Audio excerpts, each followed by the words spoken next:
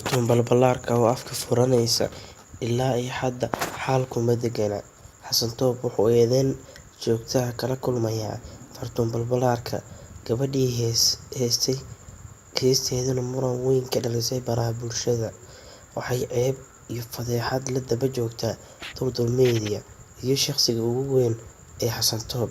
Haddaba halkuu ku dambeyn doonaa dagaalka?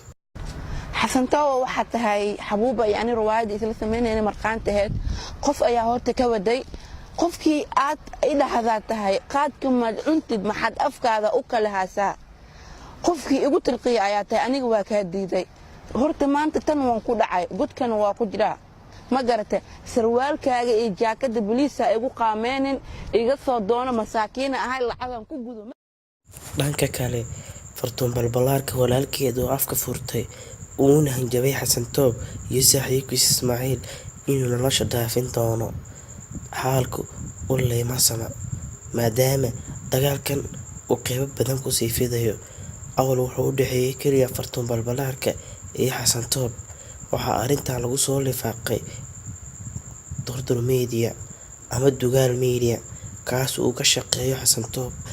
Kan waa walaalkeed oo aad kaga careysan dhaqankii xumaa ay ku dhaqaaqeen Durdur Media. Xasan Toob wuxuu la kulmayaa dhaleecayn joogto ah iyo hanjabaado ka soo gaaraya gabadha reerkeeda. Xaalku aad buu u sii sare kacayaa.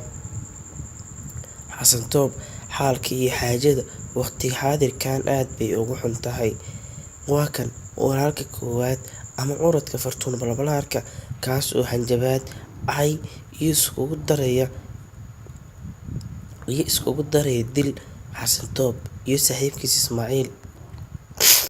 laba nin ay dulmiyeen dulankan waxa meeqasa fiiri dhageyso horta ani tayda meel ay taalo walaashay waa la dulmiyay walaashay kale waa la dulmiyay farxiyo waa la dulmiyay ninka dulmiyayna ani miga geysana meena iga aaba fiicna Xasan Toob meesha gal leedahay laga rabaa hooyada wasi Xasan Toob ani miga say horta wajigay fiiro asbaangad waaye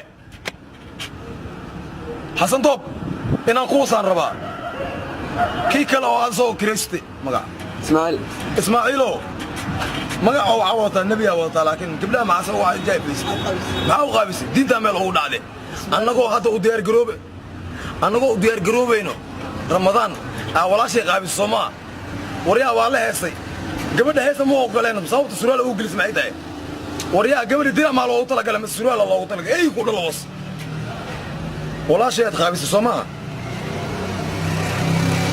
walaashay ma qaabisay Facebook adiga arag laakiin dhiigayga ma damay ilaa dhiigga aan kacabo hooyada wasi mi garnaani asxaabta aynu jecelnahay fadlan like subscribe and share kadib markii aad bogato warbixintan si aad warbixino kale oo xiiso leh ula socoto ha ilaawin inaad subscribe saarto.